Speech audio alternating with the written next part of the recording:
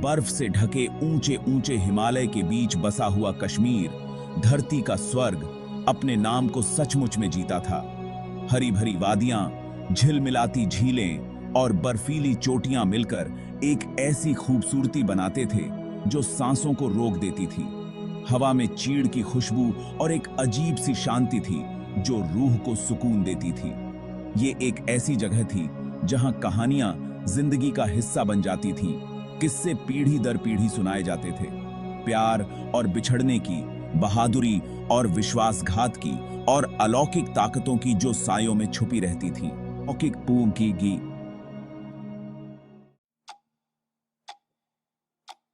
यूसुफ एक जवान कलाकार जिसकी आंखें डल झील की गहराइयों को दर्शाती थीं, को हमेशा से अपनी जन्मभूमि की गोद में सुकून मिला था।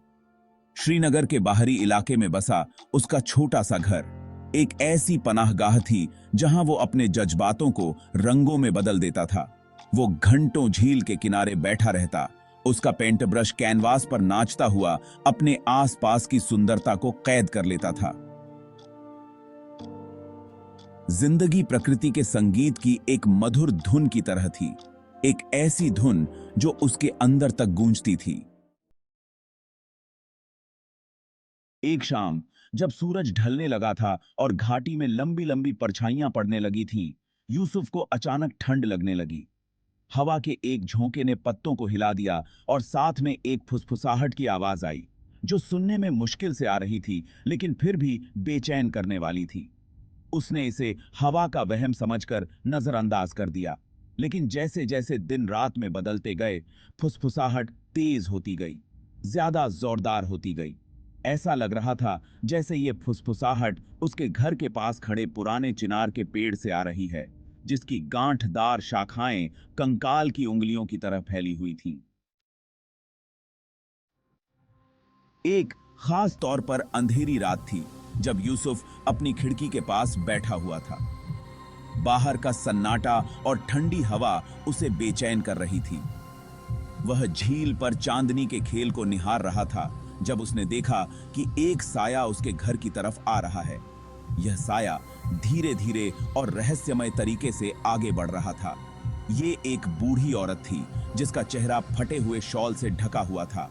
उसकी चाल धीमी और थकी हुई थी, जैसे वह किसी भारी बोझ से दब गई हो, और उसकी आंखें अंधेरे में चमक रही थीं। उन आंखों में एक अजीब सी चमक थी जो यूसुफ को बेचैन कर रही थी। उसने धीमी आवाज में बात की।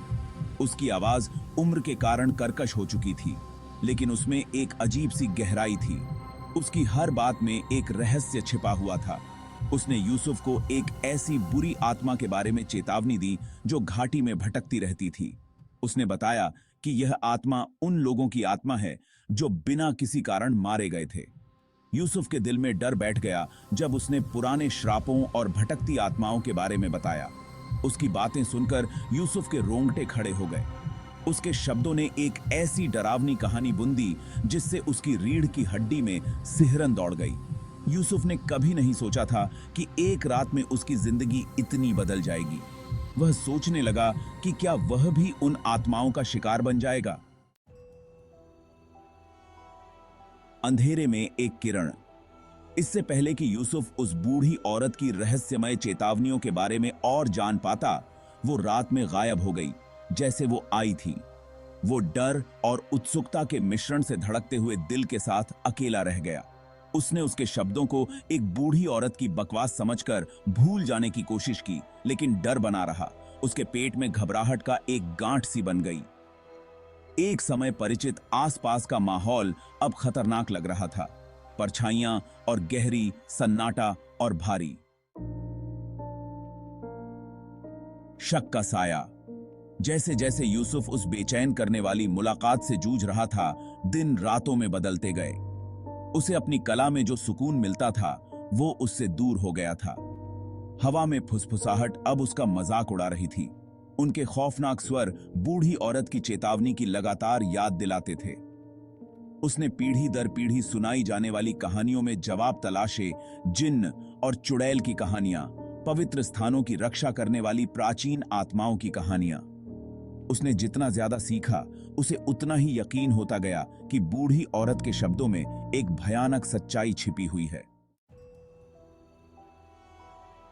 एक दिन स्थानीय पुस्तकालय का दौरा करते समय यूसुफ ने कुछ असाधारण खोजने की उम्मीद नहीं की थी, लेकिन जब वह एक प्राचीन पाठ पर ठोकर खा गया तो उसकी जिज्ञासा जाग उठी।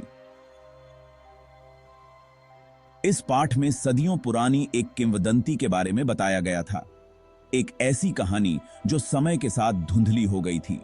यह एक शक्तिशाली जादूगर की कहानी थी जिसने घाटी को आतंकित कर दिया था और उसकी शक्ति की कहानियां दूर दूर तक फैली हुई थीं। किंवदंती के अनुसार उसकी आत्मा हमेशा के लिए यूसुफ के घर के पास चिनार के पेड़ से बंध गई थी। यह पेड़ अब भी वहां खड़ा था, एक मूक गवाह की तरह। लालच और शक्ति की भूख से प्रेरित होकर जादूगर ने कई निर्दोष लोगों को अपने जादू का शिकार बनाया था, लेकिन अंततः उसे उसके ही भाई ने धोखा दिया था और मार डाला था, दमयिकी, जिससे उसकी आत्मा को अनंत काल तक भटकने के लिए शापित कर दिया गया था। घाटी में उसकी आत्मा की उपस्थिति की कहानियां अब भी लोगों के बीच जीवित थीं और कई लोग दावा करते थे कि उन्होंने उसे देखा है। जादूगर के वर्णन ने यूसुफ की रीढ़ की हड्डी में सिहरन दौड़ा दी। यह सब कुछ बहुत ही वास्तविक और डरावना लग रहा था, और सबसे चौंकाने वाली बात यह थी कि यह बूढ़ी औरत के वर्णन से बिल्कुल मेल खाता था, जिसे यूसुफ ने हाल ही में अपने गांव में देखा था। क्या यह संभव था कि किंवदंती सच हो? यूसुफ के मन में सवालों का तूफान उठ खड़ा हुआ। इस नए ज्ञान के साथ यूसुफ ने खुद को दृढ़ पाया। वो खुद को डर से लकवाग्रस्त नहीं होने देगा। वो उस आत्मा का सामना करेगा, उसकी बेचैन आत्मा को शांति देगा और अपनी प्यारी घाटी की शांति वापस लाएगा। उसने भोजन और फूल इकट्ठे किए जो दिवंगत आत्माओं के प्रति सम्मान के पारंपरिक प्रतीक थे, और चिनार के पेड़ के पास पहुंचा। जैसे ही उसने प्रसाद उसके तने पर रखा, फुसफुसाहट तेज हो गई। उसके चारों ओर डर के बवंडर की तरह घूमने लगी। रात लंबी थी और बेचैन करने वाली घटनाओं से भरी हुई थी। दूर से अजीब रोशनी चमक रही थी, घाटी में बिना शरीर की आवाजें गूंज रही थीं, और तापमान गिर गया, जिससे यूसुफ की रीढ़ की हड्डी में सिहरन दौड़ गई। फिर भी हर पल के साथ यूसुफ के डर की जगह एक अजीब सी शांति ने ले ली। उसने एक उपस्थिति महसूस की जो दुष्ट नहीं बल्कि शोकाकुल थी, एक आत्मा जो शांति के लिए तरस रही थी। उसने रात पेड़ के पास बिताई, घाटी की कहानियां सुनाते हुए बेचैन आत्मा के लिए प्रार्थना की, बेचैन आत्मा की आत्मा के लिए। जैसे ही भोर हुई, उसने आसमान को गुलाबी और सुनहरे रंग से रंग दिया। कश्मीर की घाटी में सूरज की पहली किरणें बर्फ से ढकी चोटियों पर चमकने लगीं, मानो प्रकृति ने एक नया दिन शुरू करने का संकेत दिया हो। यूसुफ ने एक ऐसी शांति महसूस की जो उसने पहले कभी महसूस नहीं की थी। डल झील के किनारे खड़े होकर उसने महसूस किया कि यह सुबह कुछ खास थी, एक नई शुरुआत का प्रतीक। फुसफुसाहट बंद हो गई थी, हवा स्थिर थी और घाटी नए सिरे से शांति की सांस ले रही थी। यह एक ऐसा क्षण था जब समय थम सा गया था और यूसुफ ने इस शांति को अपने भीतर समाहित कर लिया। उसने उस बूढ़ी औरत को फिर कभी नहीं देखा, लेकिन उसकी चेतावनी और उसके बाद की मुलाकात ने उसे बदल दिया था। वह औरत एक रहस्य थी, एक पहेली जिसे यूसुफ कभी सुलझा नहीं पाया, लेकिन उसकी बातें उसके दिल में गूंजती रहीं। उसने डर का सामना किया था और मजबूत होकर उभरा था। यूसुफ ने महसूस किया कि डर को हराने का एकमात्र तरीका उसका सामना करना है, और उसने अपने भीतर की ताकत को पहचान लिया था। उसकी कला अब एक नई गहराई से सराबोर थी, जो उस अनदेखे संसार को दर्शाती थी जो उसके साथ साथ मौजूद था।